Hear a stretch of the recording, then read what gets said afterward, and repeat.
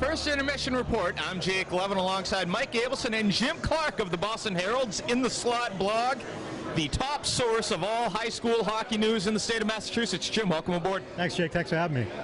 Jim, it's that time of year, and we're trying to figure out the very muddled Super 8 picture. I think we know a couple teams are in for certain. BC High, Malden Catholic, those are your top two. I'd say St. John's Prep, Pope Francis are your 3 and 4 in no particular order. Beyond that is anybody's guess. Yeah, it's kind of a weird year. We obviously have that extra week this year to kind of sort things out, and I don't know if it's going to sort itself out. It's so tough in a lot of these leagues, especially the public leagues. The Middlesex leagues, you got 5 teams that are in the race. You got 2 strong teams in the Bay State Conference. The Dual County Merrimack Valley, you got Andover, Chelmsford, and Central Catholic. It's really going to be crazy, and there's not a whole lot of games left to try to sort this all out over the next week. So it's going to be really interesting to try to figure out what's going to happen here. Jim, Burlington's I think it's fair to say that you guys the public schools. I think so, and to be honest with you, I'm starting to think that Burlington's probably going to slide into the top 6. I mean, you never say never until you get into that room, but traditionally they like to try to get a public school into the top 6, and Burlington has definitely proved themselves to be the top public school, and the way they've played pretty much since the new year, I think they deserve to be up there. Certainly they're showing in the Cahoon tournament, identical 4-2 wins over Framingham and Chelmsford, 2 of those, not necessarily bubble teams, but public school teams that are they're in the conversation at least for the Super 8. So let's talk about the Bay State Conference coming down to Braintree or Framingham. Framingham holds a head-to-head win over Braintree, but Braintree tied St. John's Prep. Framingham lost 4-1 yesterday. Should that have any bearing on who gets the Bay State bid, if there even is one?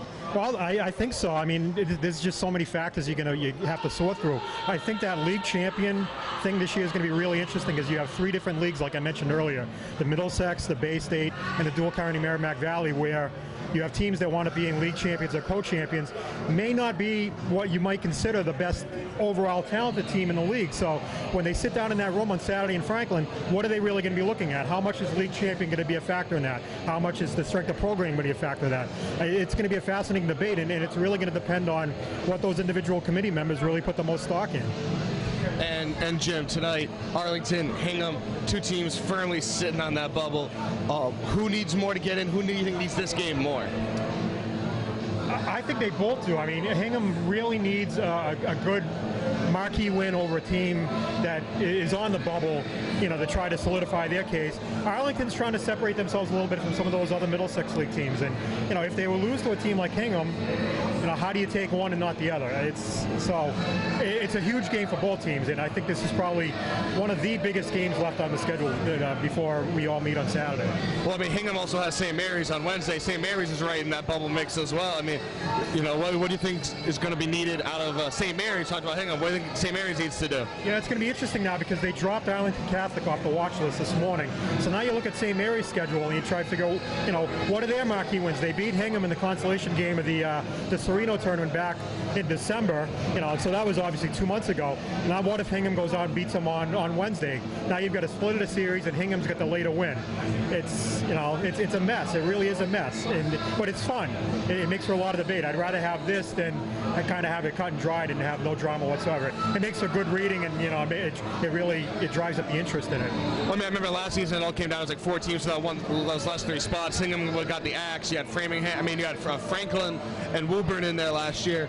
But I think it's safe to say that the bubble's so big that D1 and North and South are going to be very, very fun. Both going to be bears this year to really deal with. Oh yeah, great tournament. I mean, and then you drop, let's say Hingham doesn't get into the Super 8. Now you're probably looking at one of the bottom seeds, and how would you like to be a 2 or 3 seed having to play Hingham in the first round? And I think a lot of coaches would like to have some power seeding at some point. I know it's been talked about, but yeah, the Division I North and South tournaments are going to be fantastic. Well, Jim, I was reading your bracketology yesterday, and according to it right now, Hingham would play King Philip in round 1, a team out of the Hockomock League, having a nice season, but let's be real, Hingham on that Super 8 bubble, King Philip is not. That would set up Hingham Braintree in the quarterfinals. those will probably be the best two teams in that region, and I just think that's a shame to get that game out of the way so early in the tournament.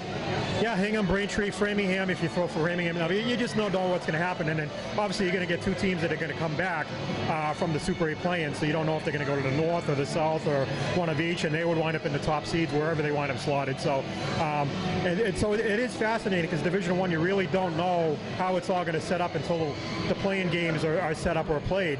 But yeah, it happens like that all the time. I know Hingham, same thing last year. Hingham was a low seed, thought they deserved to be in the Super 8. It didn't happen, and then they got hot again down the stretch, and they ran the table and wound up winning the state title. So you get that a lot of times, and I know a lot of the coaches kind of are hot and cold on that. They'd like to see some kind of power seeding where they didn't have those really tough games in the early rounds, or teams that wound up having to play a low seed that's that much better than them in the early rounds. So it's really intriguing. We'll see what happens. Last question from me. I think a team like Reading impressed me more than any other team in Falmouth aside from BC High. Does their absurd amount of ties with 7 already, does that help or hurt their seed in that, yeah, they've played all these teams tough and they could have been losses, but they're not wins? Another great question. I mean, is a tie's not a win? I think a committee likes to look for wins too. And here's another problem that Reading's going to have. They exempted their games against the Xaverian and BC High. They haven't played the BC High game yet. That comes up on Wednesday. So that's kind of a sticking point with some of the coaches and maybe a couple of the committee members as well. Their thinking is that if you want to be in the Super 8 tournament, why are you exempting games against teams that are going to be in the tournament? And there's reasons pro or con why some schools do it, but there's just another layer you're going to have to throw into that mix there when you're trying to separate a Reading from a Woburn, from a Burlington, from a Winchester, from an Arlington.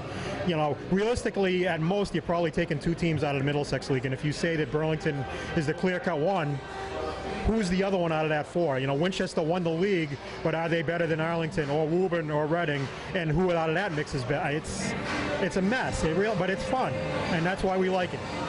Middlesex madness. All right, Mike, unless you got anything else. Well, I guess it'd be hard pressed to put you on the. I guess I'll put you on the spot right now, since none of us know anything really. We just act like we do. Come on March the 20th, TD Garden. Who are the 2 teams stepping on the ice for the Super 8 final? You can't go wrong with BCI and MC.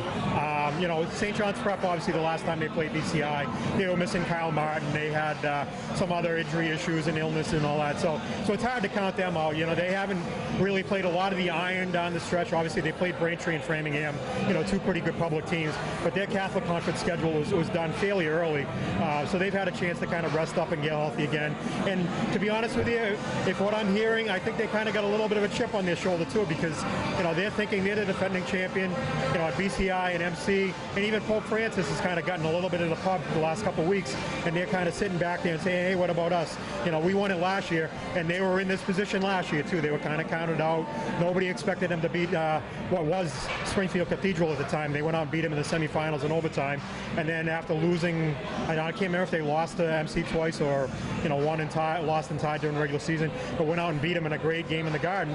And so, they're probably sitting back there and kind of saying, okay, don't sleep on us. So I would say out of those top 4, somebody's going to be there, but who knows? That's why they play the game.